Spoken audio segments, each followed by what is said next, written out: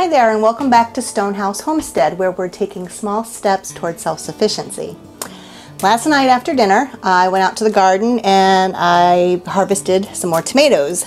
This year I put in 30 plants and I had about 15 or so volunteers come up as well, which I just let grow. So we have tons of tomatoes coming in right now, and I'm getting pretty sick of it actually, but at this point, everything that I've gotten in, I've put in freezer bags and stuck in the freezer until I can make sauce out of them.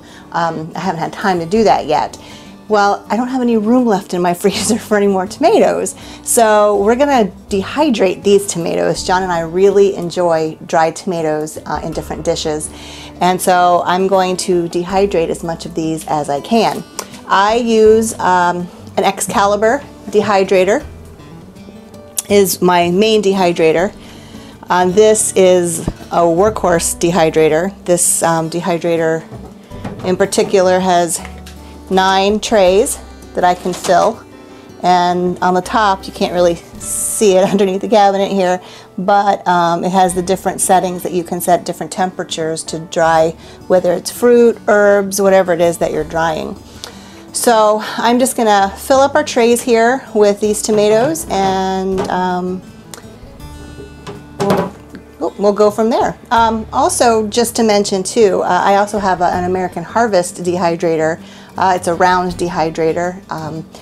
First one I ever had that John got me for a gift, and it works really well. I use that for things like onions and garlic and things that don't necessarily smell so good in the house, and I'll hook that up outside, and I'll dehydrate those things outside with that.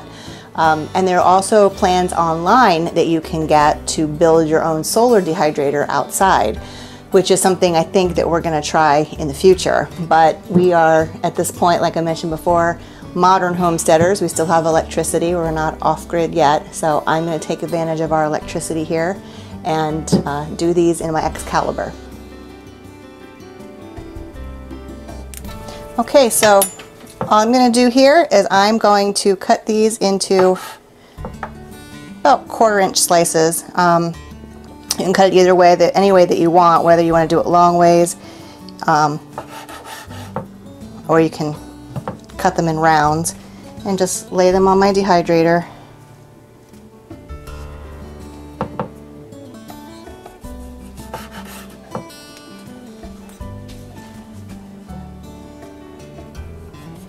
And I'm going to go through and fill up all of my trays, and we'll be back.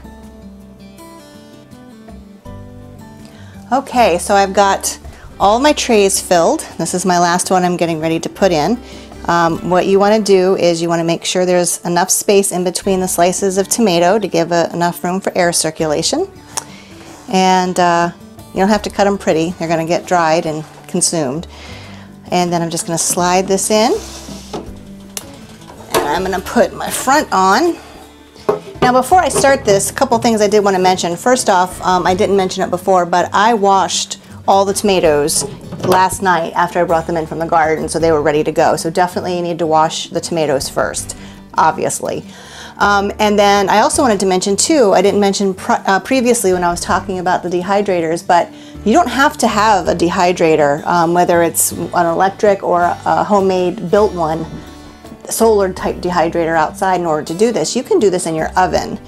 There are plenty of tutorials online about how to dehydrate in your oven, and all you would do is just slice these like I did, put them on your pan, and put them in your oven on a very low temperature.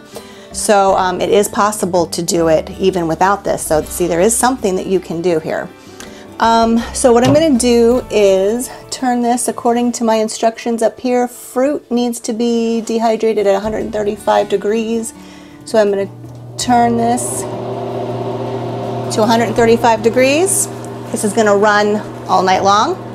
In the morning, when I wake up, I'm going to turn it off. When we get home from work, we'll come back. We'll check to see what they look like and see if they're ready to be pulled out or if they need to cook a little bit longer. So until tomorrow, have a good night. Okay, start. Hi everyone, here we are back in the StoneHouse Homestead kitchen. and we're going to check on the tomatoes that were dehydrating overnight. So this morning when I got up, came downstairs and I turned the dehydrator off, and they've been sitting all day long to cool down, because that's really the only way that you can tell if something is dehydrated enough, is to wait till it's cooler. That way you know for sure all the moisture has been taken out of it, and then it's ready for storage. So I'm going to open this up here, and I'm going to pull out a tray.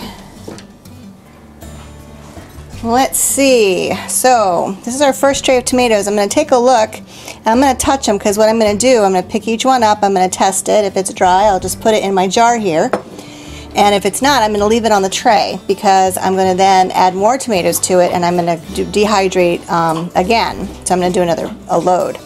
So I'm going to, some of these stick a little bit. I'm going to pick it up.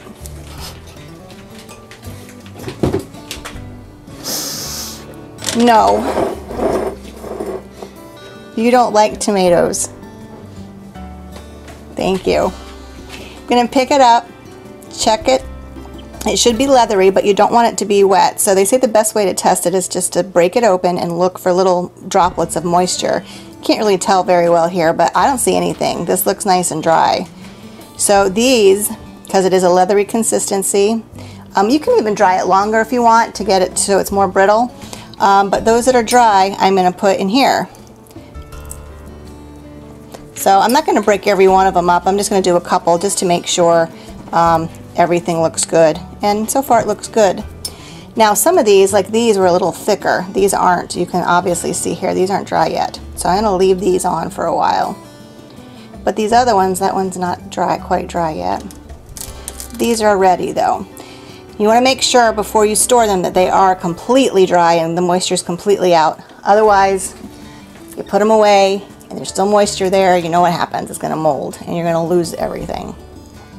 So I'm going to go ahead and go through my tomatoes here, get my dehydrator unloaded, and load it back up and do a second batch. And 2 of these jars here should give us enough to last us at least through the year, if not longer.